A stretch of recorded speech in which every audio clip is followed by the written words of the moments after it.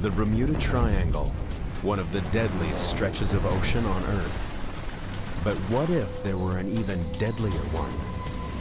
In the Pacific, there may be. Why was this massive state-of-the-art ship suddenly lost with all hands? Nothing could be done to save them. What happened to this aircraft that vanished without a clue? I think an entrance to another dimension opened in this area. What deadly forces send sailors to their doom? It's really a terrifying experience for those that were on board. The world's most powerful navy knows the dangers well. The moment you stop respecting it or fearing it is when things go wrong. Join the search to fathom the Pacific Ocean's deadliest enigma. A quest that takes us over, on, and deep into the depths of the deep blue graveyard called the Devil's Sea.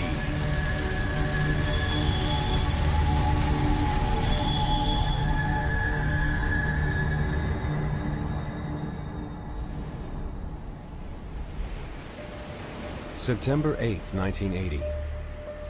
Carrying 150,000 tons of iron ore, the bulk carrier Derbyshire is 230 miles off the east coast of Okinawa. The Derbyshire is a gigantic ship, longer than 3 football fields, twice the size of the Titanic, only 4 years old. From stem to stern, her design is state-of-the-art. Anyone should have felt perfectly safe sailing aboard her. But some, like able seaman Peter Lambert, didn't. Whenever he came home on leave, he'd naturally talk about the ship he was on, about the people he'd met, the seafarers, the friends he'd made. And of course he wrote letters home. And as I say, he just said he just didn't like the Derbyshire, there's just something about it. There's a lot of people said the same thing. Reluctantly, Peter signed on for one more voyage to earn enough money to get married. He was 19 years old. But his wedding would never take place. On September 9th, the Derbyshire and her entire crew disappeared. It was the largest British ship ever lost at sea, and no one could explain why. How could this giant ship, crewed by experienced mariners, simply vanish without a distress call and without leaving any trace? Could she be another victim of one of the Pacific Ocean's most enduring and frightening enigmas? To the south of Japan lies a vast expanse of empty ocean. Since the 1940s, scores of gigantic ships have mysteriously vanished in these cruel seas. Many of them were lost without even sending an SOS, leaving no clue as to their fate. But these waters have been claiming victims for centuries.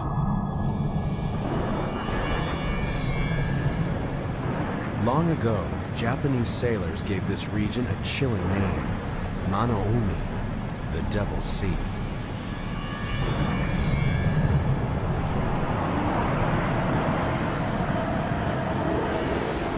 Japanese legends tell of unknown forces that overpower the strongest of ships and great sea monsters that drag sailors to their death.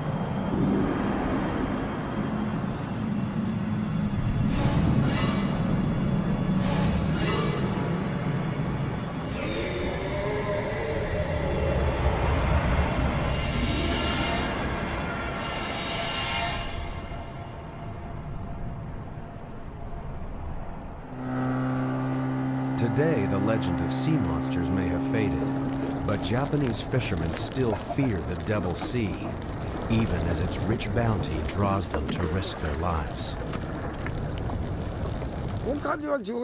A Devil's Sea is also an abundant sea. Fish always cluster here. These seas are very different from other places. Waves change quickly and unpredictably. So if you're relaxed on a boat in these places, you will get into trouble.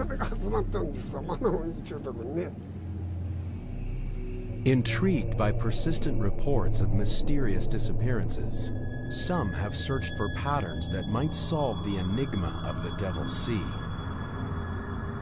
Some claim that when plotted on a map, the modern disappearances form a triangle of doom. But that's only the beginning. The triangle in the Devil's Sea lies on the same lines of latitude as another infamous stretch of ocean on the other side of the world, the Bermuda Triangle. Could this be more than coincidence? Could the Devil's Sea be another Bermuda Triangle, or even deadlier than the Bermuda Triangle? There are those who think it might be. Author and expert in paranormal phenomena, Professor Junichi Yaoi has controversial theories about why so many ships have disappeared in the Devil's Sea. There are many possible answers for this. Basically, I think some of the tankers sank because of the condition of the sea, because these incidents happen in seas which could be rough, or because of storms. However, if these tankers had just disappeared, I would say they might have gone to another dimension. I think there was an entrance to this other dimension opened from that area.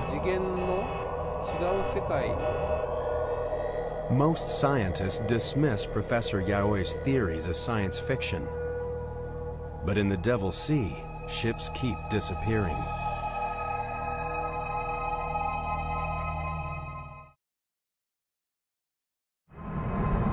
January 2002.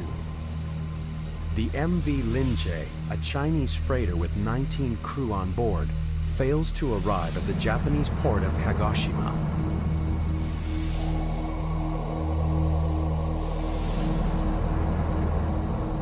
As months go by, authorities are at a loss to explain what has happened to the Linjie.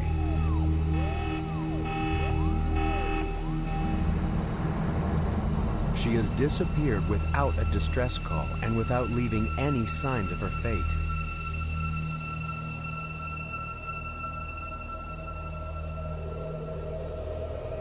Professor Yaoi has his own theories on what may have happened.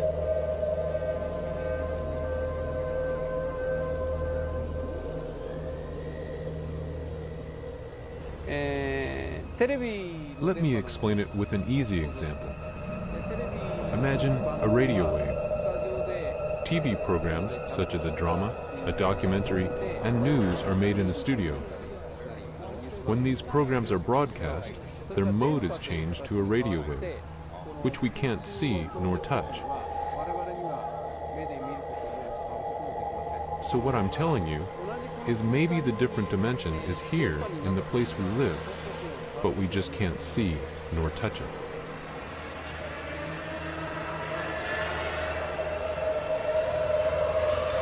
While some find Professor Yaoi's theories a comforting way to explain the unexplainable, maritime experts remain skeptical. I'm a disbeliever, probably a fairly strong disbeliever of anything like that. David Mearns is a shipwreck hunter with an impressive record of locating lost ships and a pragmatic attitude to the paranormal. I'm hired by people to come up with answers in a purely scientific and technical matter. So to actually come back and say, well, you know, I just can't explain it. It must be that Bermuda Triangle thing or the Pacific Triangle. And, you know, I don't think I'd have much credibility any longer. In 1994, David and his team faced one of their biggest challenges to date: solve the mystery of the lost ship Derbyshire. It would be a mission that would push even these experts to their very limits.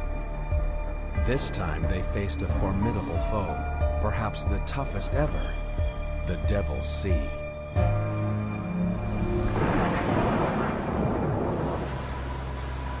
The crews of Patrol Squadron 47 know how hard it is to find anything on this featureless ocean. The U.S. Navy's eyes in the sky are charged with anti-submarine warfare, surveillance, and search and rescue, There's really nowhere in this theater that we can't get to within a certain amount of time.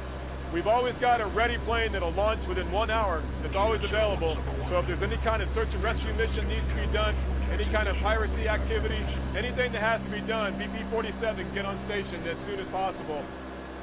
The airmen know this region like the back of their hands, but even they can't explain everything they experience out here. There's been some stories, there's been some rumors about strange things happening on the aircraft. Acoustically, we pick things up that sometimes don't get recorded. You know, we'll hear something that sounds kind of funny.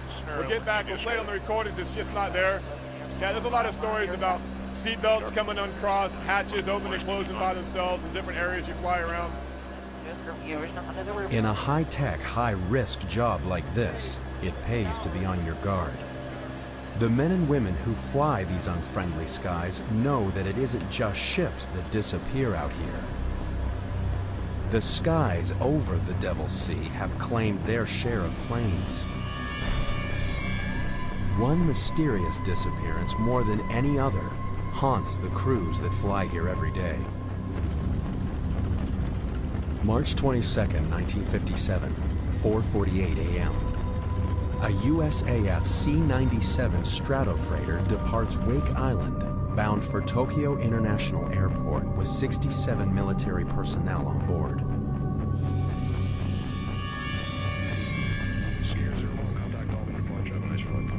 The flight is scheduled to take 9.5 hours, and sufficient fuel for 13.5 hours is on board. For 8 hours, the flight progresses normally. At 2:30 p.m., the pilot radios an estimated arrival time of 5 p.m. and adds that all equipment is functioning normally. Weather in the region is good. Flying conditions are nearly perfect. An hour and 15 minutes later, the pilot radios that he's 200 miles from Tokyo. Air traffic controllers expected the aircraft to arrive within 2 hours. But the C-97 never touches down at the airfield.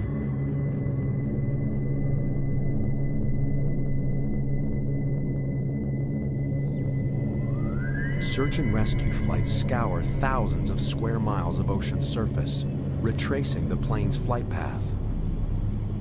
They find nothing.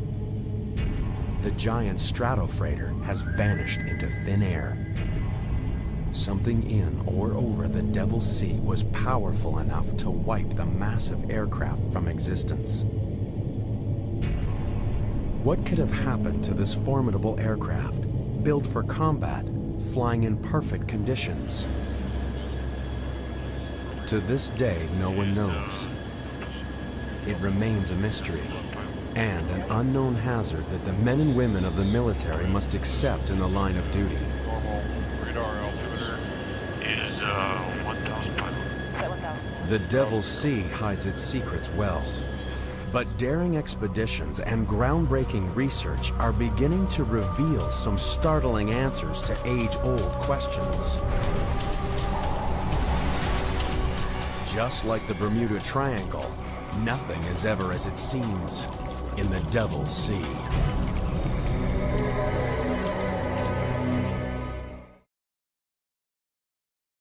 The Devil's Sea, south of Japan, has earned a reputation as a Bermuda Triangle of the Pacific. Giant ships sailing through these waters have disappeared suddenly and without a trace.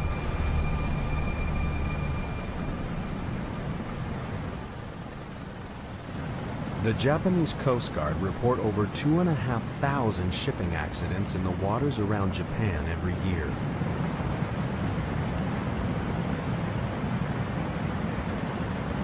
These deadly waters are vast and unforgiving.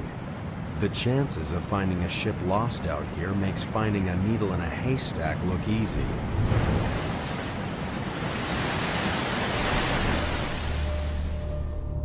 That's why, 14 years after the giant ship Derbyshire was lost without a trace in the Devil's Sea, most believe she would never be found. An official report blamed the forces of nature, and the case was closed.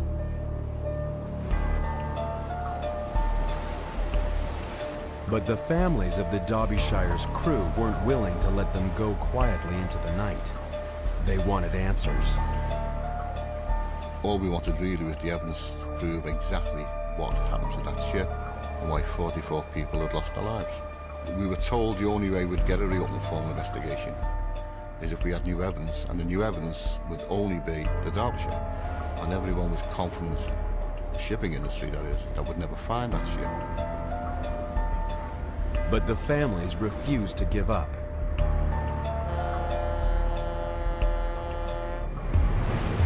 In July 1994, an expedition team led by David Mearns of Oceaneering Technologies headed into the Devil's Sea, convinced that they could crack the case. Their hopes were pinned on one slim lead. At the time that the Derbyshire was lost, search and rescue planes reported an oil slick not far from her last known position. No one else had really used oil as the primary clue to actually go out and find a ship.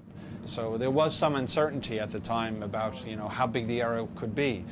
Is the oil directly above the ship, or is the oil being set down current, 10 miles, 50 miles, 100 miles? Nobody really knew. But my gut feeling was that it was an excellent marker, and that would lead us to the wreck of Derbyshire. On this clue alone, David Mearns and his team would try to achieve the impossible: find the Derbyshire and lay the mystery to rest. It was one thing to mount a search, but on this vast and violent ocean, the odds of finding Derbyshire were astronomical.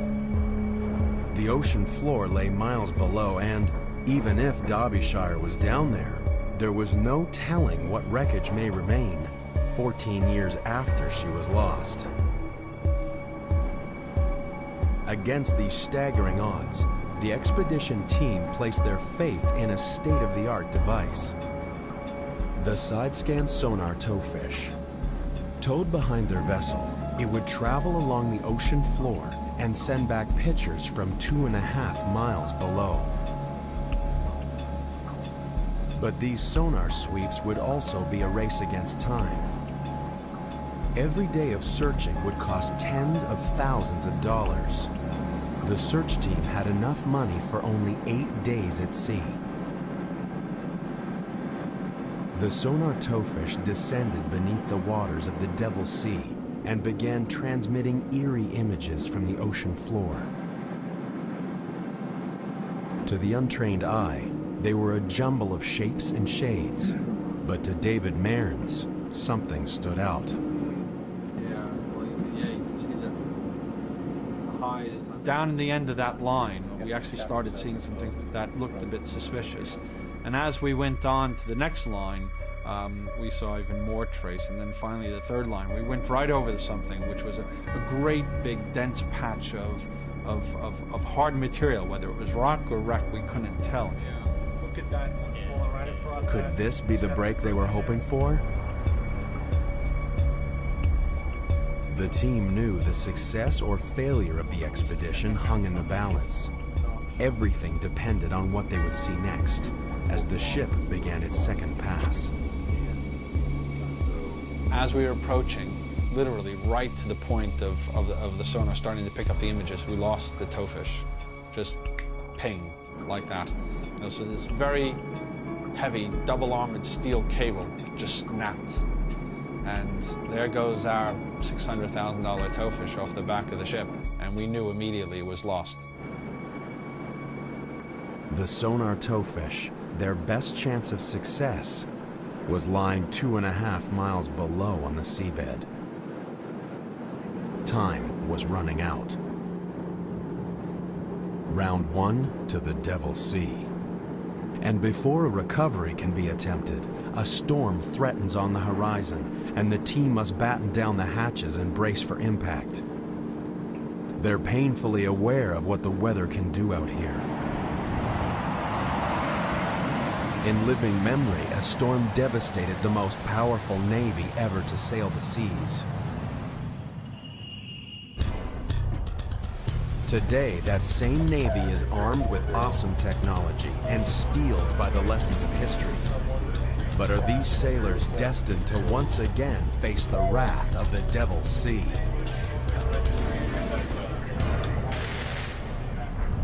For centuries, the Devil's Sea has terrified all who sailed its treacherous waters and taken many of them into its deadly depths.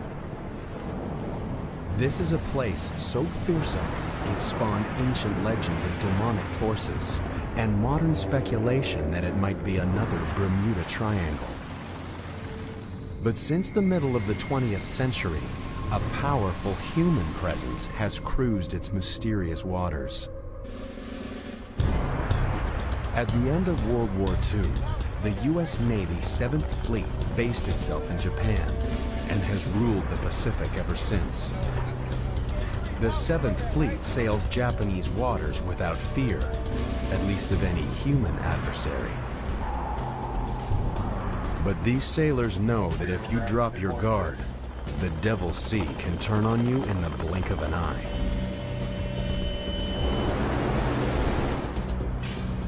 A lot of times you have fair winds and following seas. That's as good as you get. You look out here on the horizon and stuff, we got a nice breeze, sun shining. You know, if I wasn't in the Navy, I'd probably be out here getting a tan right now. But we could walk out here 4 hours from now and bam, just like that. It seems like the devil's beating his wife. So you never know what's gonna happen. To survive in the Devil's Sea, you have to know what it's about to throw at you. In this danger zone, the Top Guns aren't fighter pilots, but a handful of meteorologists who scan the sea and sky for any sign of trouble.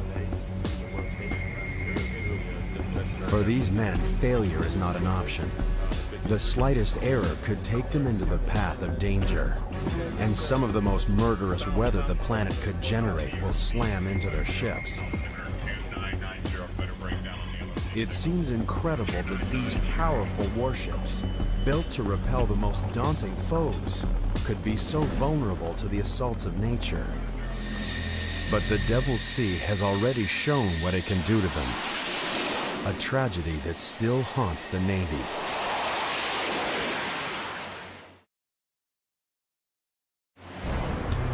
December 1944. World War II rages in the Pacific. The suicide squadrons of the Japanese kamikaze are the most feared enemy in this theater. But the terror they inspire is about to be surpassed.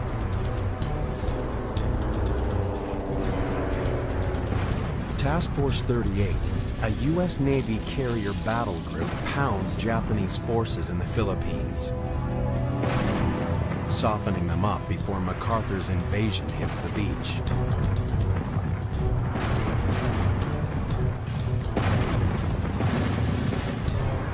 After 3 days of bombarding the enemy, they must break off the attack and steam into formation to refuel.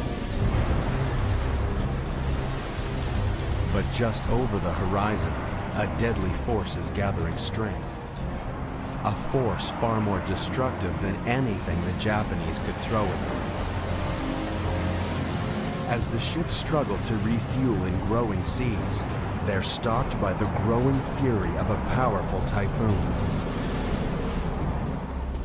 There's nowhere to hide as the storm strikes. Suddenly, the sailors of Task Force 38 are thrown into the fight of their lives.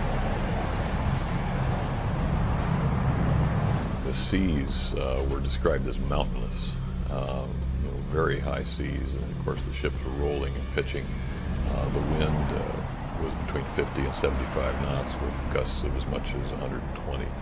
So the noise level was terrific, and of course the ships were moving from side to side and up and down. It was really a terrifying experience for those that were on board. In fact, there were some sailors who had faced the kamikaze menace and found that the typhoon was probably the worst experience of their lives. For the men of Task Force 38, the next 24 hours were a living hell. Storm-force winds and 60-foot waves pounded them, capsizing 3 destroyers, badly mauling 16 other ships, sweeping more than 200 planes off the carriers, starting raging fires below decks. When it was over, 765 American sailors were dead. It was the U.S. Navy's worst natural disaster of the 20th century. The mighty fleet limped back to port, bearing the scars of battle. The murderous typhoon had caught Task Force 38 by surprise. To prevent a disaster like this from ever happening again, the Navy set up weather forecasting stations throughout the Pacific. Today, the U.S. Navy Meteorological and Oceanographic Command in Yokosuka, Japan, is on high alert. There's a powerful typhoon brewing in the Devil's Sea. This deadly region is a typhoon factory. Its warm waters can generate as many as 30 killer storms in a year, maelstroms of 200-mile-per-hour winds and waves up to 60 feet high, racing at 50 miles per hour across the sea, devastating everything in their path. Maximum seas associated with the storm at this time are about 28 feet. So we're keeping ships well clear of that area. We're keeping ships well clear of the coast of China. And they're expecting that storm to maintain winds of about 80 knots of gusts, 105 knots as it progresses west. When the winds surpass 170 knots, or 195 miles per hour, a typhoon becomes a super typhoon, one of nature's most devastating forces, and a naval forecaster's worst nightmare.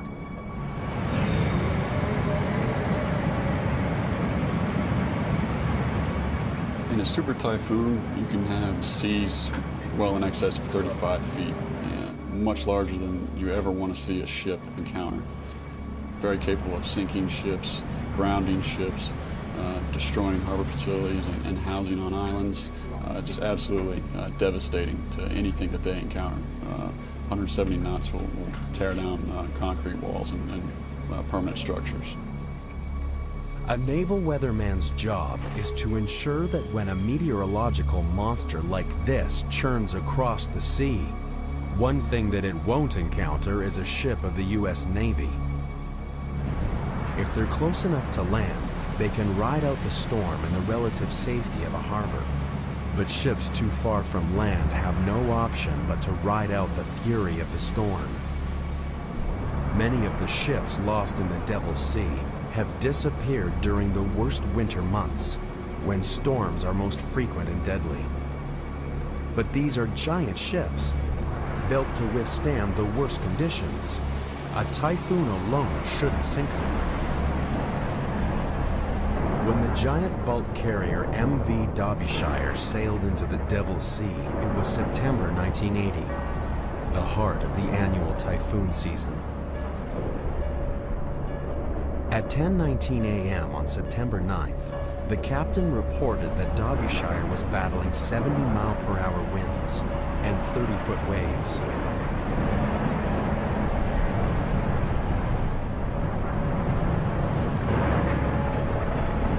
But the captain wasn't especially worried. He was confident that a ship as large and well-designed as his should have no trouble surviving even such severe weather. He radioed that their arrival in port would be delayed by no more than a few days. Instead, Derbyshire disappeared without a trace. How could he have been so tragically wrong? Could the answer lie buried beneath the waves? Violent forces lurk down here. Forces that modern science struggle to fathom. Forces that may hold answers to the mysteries of the Devil's Sea.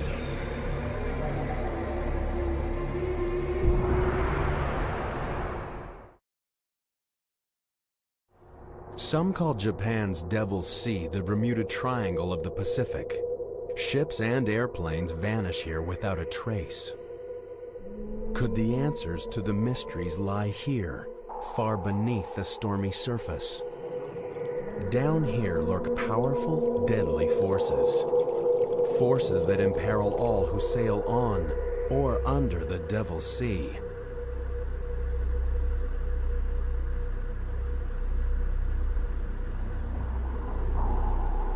The Devil's Sea has been a watery grave for submariners. It took an especially heavy toll on the submarine fleets of World War II. 1 in 5 U.S. Navy submarines never returned from the sea, and nearly half of the 52 U.S. submarines lost during World War II met uncertain fates. Today, researchers are uncovering the deepest secrets of the Devil's Sea. The Japanese Marine Science and Technology Center regularly send craft into these dark depths.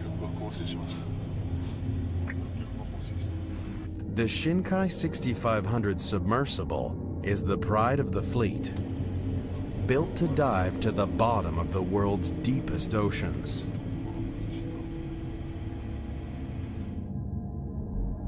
Marine scientists spend long hours in the inky depths, opening up an unseen world on a scale that is scarcely believable.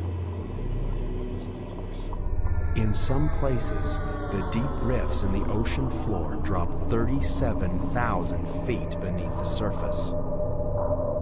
If the highest mountain in the world, Mount Everest, were to rise from this abyss, it would still be over a mile below the waves. Researchers have only scratched the surface of this undersea world. Could this be the final resting place of the World War II submarines lost to unknown causes? There is no telling what these shadowy depths could hide.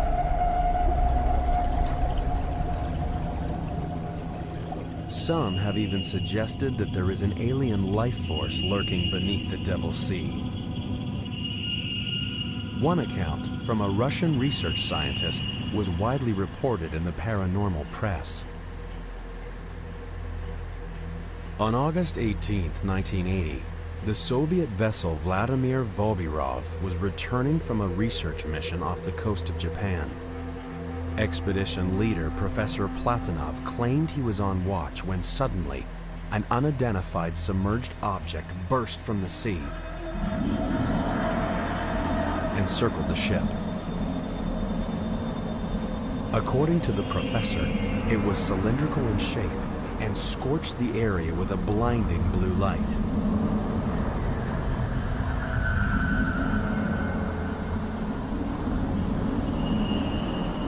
The professor reported that the strange craft was like nothing of this world, an unidentified object that circled the ship for several minutes and then plunged back into the ocean as suddenly as it had appeared.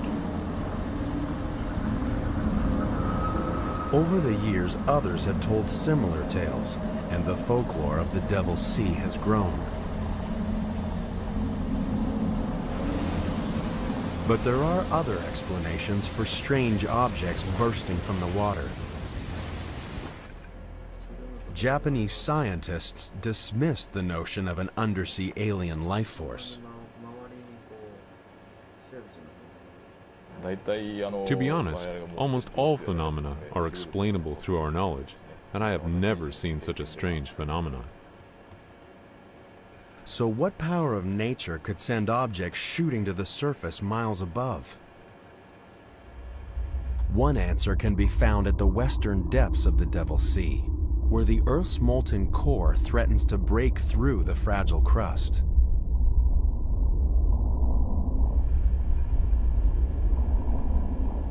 Without warning, violent forces can burst from the ocean floor and then disappear just as quickly, leaving no evidence of their fury.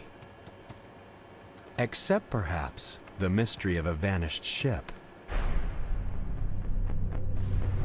In the 1950s, a New York Times report on a mysterious disappearance first brought the world's attention to the Devil's Sea.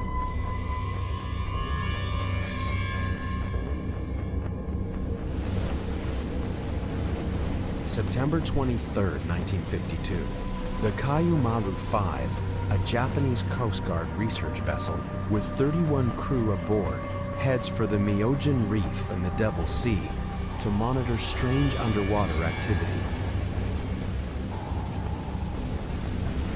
Making good speed, the crew expects to reach the reef in less than a day. But after 3 days of radio silence, the Coast Guard declares the vessel missing.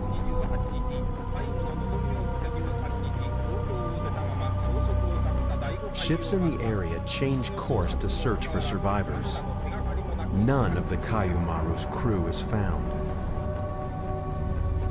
The mystery deepens until, by chance, the searchers witness a violent natural phenomenon.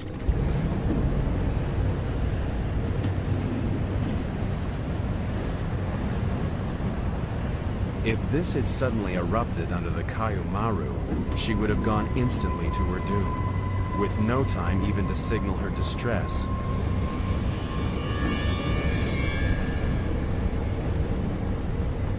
Searchers found a few scraps of wreckage, but none of them bore a ship's name, and there were no survivors to tell their tale. The fate of the Kayumaru would remain a secret of the Devil's Sea. Grieving relatives were forced to accept that the ship was simply gone, and with it, their husbands, sons, and fathers. The Japanese Coast Guard warned ships to avoid Myojin Reef because of the danger of an undersea eruption, and a legend was born. But rumblings in the depths can kill in more ways than one. When an earthquake strikes Japanese coastal towns, residents run to the hills. An earthquake on the seafloor sends a shockwave racing to the surface. A bulge of water is displaced and moves swiftly through the ocean. This irresistible force is the tsunami, the deadliest of waves. In the open ocean, tsunami waves can travel at over 500 miles per hour. Anyone caught in its path, on land or in a harbor, has no chance. As a child, Takao Suzuki was one of the lucky few when a tsunami annihilated his village. It was terrible. At 12 o'clock, the earthquake struck. A few minutes later, the tsunami came. People tried to escape. The people who died were not so far away from us, but they were killed.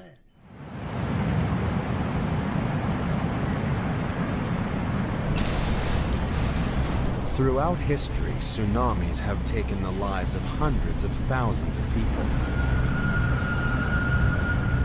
Today, tsunamis still wreak havoc along the coast of Japan. And all too often, people don't realize the threat they pose until it's too late. No one is more aware of the awesome force of the tsunami than Chip McCreary of the Pacific Tsunami Warning Center. Even a 10-foot tsunami is quite destructive because sea level will rise by 10 feet and it'll stay high for 5 minutes, 10 minutes, 15 minutes. And during that time period, of course, a lot of water rushes on shore, and it can rush on shore with a high velocity. This not only floods areas, but the force of the water knocks things down and picks up debris, which in turn acts as battering rams. It's no wonder that some have suggested that these monster waves could be responsible for the ships missing in the Devil's Sea. But those who know the tsunami best say it's unlikely. A big destructive tsunami might only be a meter or less in height out on the open ocean, and because these waves have very long wavelengths, the time it takes for the wave to go up and then go back down is a long time. It might be 20 minutes, even up to an hour. So this slow rise and fall of the sea out in the middle of the ocean is quite unnoticed. Although they cause massive destruction on the coast, Tsunamis can't take the blame for a ship missing at sea. Far out to sea, time was running out on the expedition searching for the lost ship Derbyshire. There had been a promising sonar scan of the seafloor where the ship was reported missing. But before they could make a positive identification, the sonar towfish had been lost, claimed by the Devil's Sea. Now the storm relented and the mission could go ahead. They would attempt to recover the towfish and identify the target. But would they be prepared for what they'd find 2.5 miles below?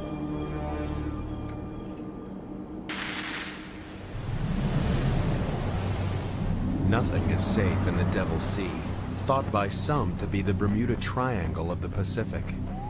Ships disappear from the surface, submarines dive to their doom, aircraft vanish from the skies. Some blame unnatural forces, some the forces of nature. There's no doubt that this is one of the deadliest and most mysterious stretches of ocean in the world. And one piece of the puzzle was proving to be frustratingly elusive.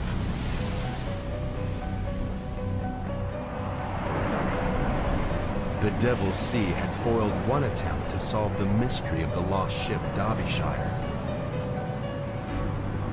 The expedition team had lost their sonar towfish just as it was beginning to transmit images of a suspicious formation on the ocean floor. Now they would launch a rescue mission. A desperate attempt to recover the towfish and identify the target below. The team readied their remote-operated vehicle, or ROVE. This mission would push it to its limits. Would the ROVE's titanium frame withstand the crushing pressures that it would encounter as it descended? A few slender cables were all that kept this high-tech submersible tethered to the ship. If anything went wrong 2.5 miles down, there was nothing anyone on the surface could do. So the tension was incredibly high. You've got a very expensive piece of equipment sitting on the seabed, and there's a wreck down on the seabed that you know it's the wreck you want, but without that picture proving it, no one will believe you. So if you had come back, you know, without being able to do that, you'd have failure on every single front. We recovered our towfish, which was technically a very difficult thing to do, picking up this 1-ton probe and bringing it onto the deck. And then we had to dive on the target, and we had about 6 hours of time left before we actually had to leave. The anxiety on board grew as never before seen images appeared out of the gloom. The ROVE picked up a trail of glittering iron ore, the cargo the Derbyshire was carrying when it disappeared.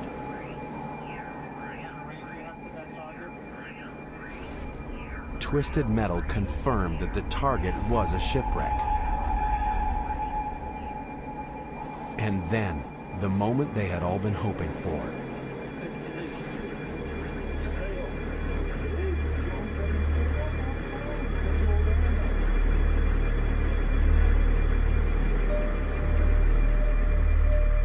Proof at last that the mighty ship had not simply disappeared, that behind this mystery at least, there lay an answer.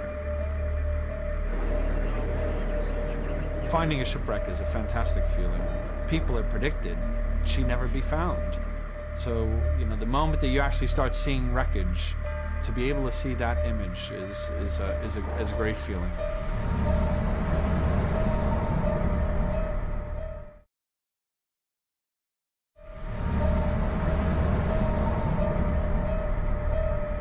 For Paul Lambert of the Derbyshire Family Association, the news brought relief and a sudden crushing sense of loss.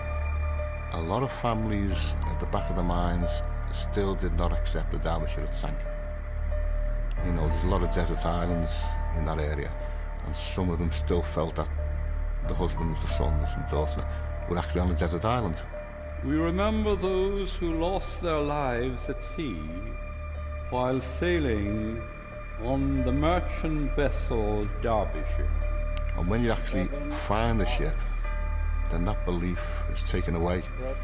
So there's a lot of mixed emotions, you know, this sudden reality that, you know, the loved one wasn't coming home. Even though it was 14 years after the ship had sank, they still held on to that belief. Geoffrey Victor Underhill. After 14 painful years, the families of the disappeared had the answers they'd been searching for. Raymond William Taylor. Peter Lambert. Nigel Coates. Against the odds and confounding the critics, David Mearns and his team had achieved the impossible. They had found the twisted remains of the Derbyshire. But the question remained, what catastrophic event could have sent her to the bottom? The findings of the expedition helped maritime experts piece together the doomed ship's final moments. Derbyshire was caught in a typhoon she couldn't outrun. The storm waves were almost exactly the same length as the ship, so as Derbyshire descended down each wave, it pushed her bow into the next one. As wave after wave rolled over her, they tore away her bow fittings and flooded her forward hold. Now the bow is actually biting into the waves, and they probably knew at that time they were in real trouble. They could feel it. An experienced master and crew could actually feel the sluggishness of the vessel rising to the waves, because they know the forward section is now being flooded.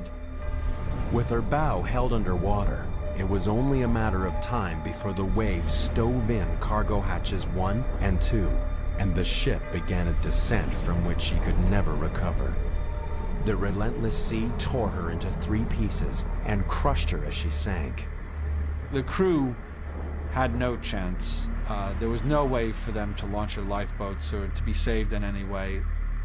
They just had to hope that the ship somehow rode it out even while she was foundering. But I think there would have been some minutes there where they knew, possibly as many as 10 minutes, where they knew that nothing could be done to save them.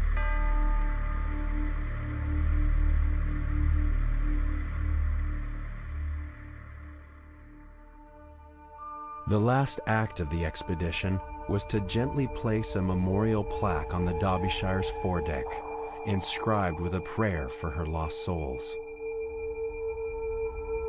Tragically, the Derbyshire wasn't the only ship lost in this way. Just a few years after Derbyshire was lost, her 2 sister ships were also torn apart by storms they ought to have survived, because of the same design faults. The Derbyshire tragedy led to improved safety features that are now standard on new ships. But many older ships suffer the very same flaws that led to Derbyshire's demise.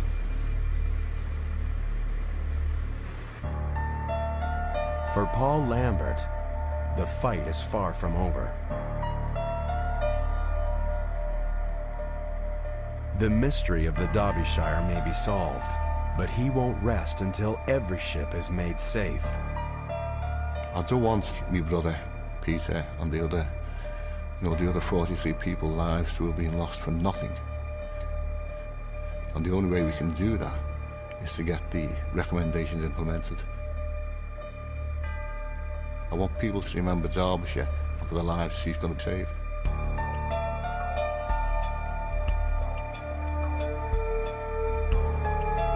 It may be cold comfort, but there is some comfort in the knowledge that many mysterious disappearances can be accounted for. And every mystery solved improves the odds for the thousands of seafarers who venture out onto the Devil's Sea every day.